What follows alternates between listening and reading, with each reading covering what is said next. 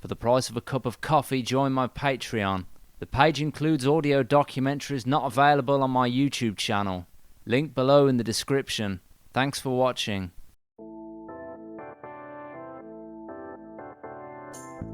It's 1968 and Paul McCartney is living in a 3-story detached house in London's renowned St John's Wood. He still owns the house as of this video in 2023.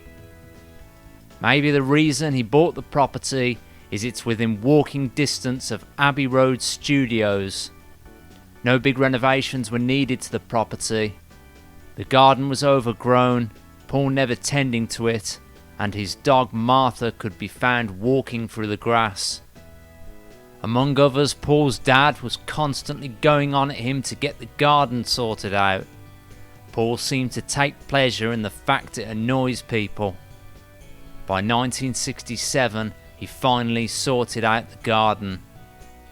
At the front of the house, Paul's 2 cars can be found, his Mini Cooper and his Aston Martin. The house is guarded by a metal gate and there's an intercom system for visitors.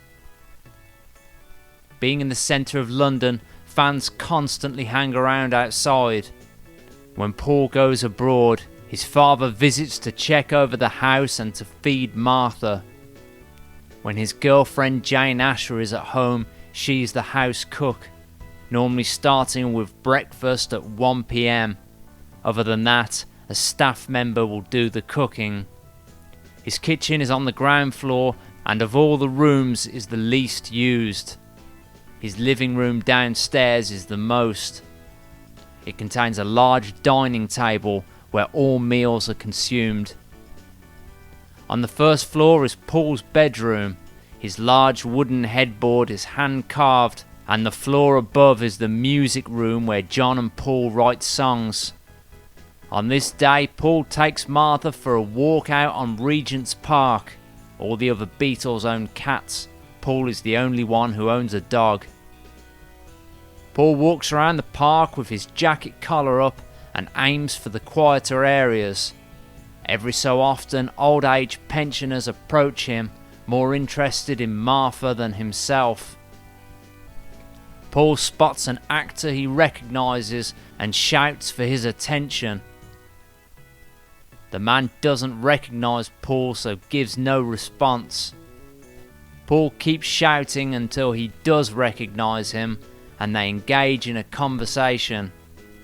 The man, an actor, tells Paul about a role he's auditioning for, but when Paul asks what role, he states, "Can't tell you, never do. When there's something in the offing, one might spoil it by talking about it, mightn't one?" Paul replies, "I suppose so. Well, bye then," and carries on his way. As Paul walks along, he states, "Strange how somebody like that can't just relax. It's impossible for him to be natural. He's a nice enough bloke once he relaxes. I feel sorry for people like that. It's the way he's been conditioned." Paul goes on to say he used to be shy and awkward as a kid, but overcame it, adding, "It was worth going through that awkward stage just to be natural now." His girlfriend Jane Asher has been an actor since childhood. Paul's dad says nothing would make him happier than to see them married. Initially she was interested in George, but began a relationship with Paul. Paul lived in her parents' house right up until 1966 when he bought the property he lives in now. Paul has recently become a vegetarian, as has John and George. Back at home, Jane serves up a meal for Paul. Avocado vinaigrette, baked spaghetti, vegetables, nuts and spices, and a bottle of wine which Jane was using as cooking wine. The meal's interrupted constantly with fans ringing the doorbell requesting Paul's autograph. Jane gets up to answer the intercom each time. If Jane's not here, Paul ignores it. One time fans kept ringing and Paul took no notice. He later found out it was Brian Epstein on the other side. After eating, Jane tells Paul to go out and sign the autographs. He eventually gets up and does. Over the evening, people drop in to see Paul. Paul always encourages friends to come over and see him. He organises many of the Beatles' affairs from this house. He has at this point took leadership role of the band. One time a year previous, John, Paul and some others were at the house discussing the cover for Sgt. Pepper when the intercom went. A friend said to Paul, "It's the vicar from St. Mark's Church," the church just being across the road from Paul. At first Paul said, "Get rid of him," thinking it was probably somebody dressed up trying to con his way in. But he changed his mind and said, "Let him in." At that moment the electric gate swung open and the man walked in. The man looked nervous as he entered the living room. Paul told him to sit down and he apologised for interrupting them. Paul sensed some request was coming, so he asked him what he wanted. The vicar told Paul the church was having a garden fete and wondered if he could come along, if only for a minute. Paul answered, "No, I never do that." The vicar replied, of course, I couldn't expect it, you're so busy." Paul then replied, "No, we're not. It's not that at all. It just wouldn't be right, would it? As I don't believe, you know."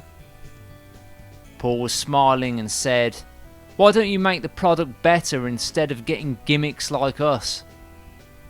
The vicar nodded his head in agreement, saying, "Oh, you're quite right, we're trying." Paul replied, "That'll be good." The vicar then repeated, "You're quite right, I wouldn't expect you to come, you're so busy." The vicar then stood up and left. The group talked afterwards about how nice he was, and John was especially pleased not to be recognised. Back to 1968, Paul has family stay with him often, and he regularly visits Liverpool. Paul's phone never stops ringing, no matter how many times he changes his number. The phone rings, Paul answers in a funny voice, and the brief silence on the other end indicates to him it's a fan, and then he hangs up. The phone rings again. This time a local disc jockey invites him horseback riding. Paul gives an undecided answer before saying, "Yeah, great, yeah, okay then. I might see you. Cheerio." After that, the phone rings again. This time it's Paul's dad asking him about his trip to Liverpool on the weekend. He states, "What time do you think you'll be coming, son? Just so I can get ready." Paul replies, "Ready for what?" His dad states, "Oh, you know, just get things ready." Paul replies, "Don't be stupid, Dad. I don't want you to get ready for anything. I'll arrive when I arrive." And the phone call ends. Of all the Beatles, Paul is the most welcoming but the hardest to get to know. He's the most self-conscious. He pushes the band forward and gets things done with a business-like mentality.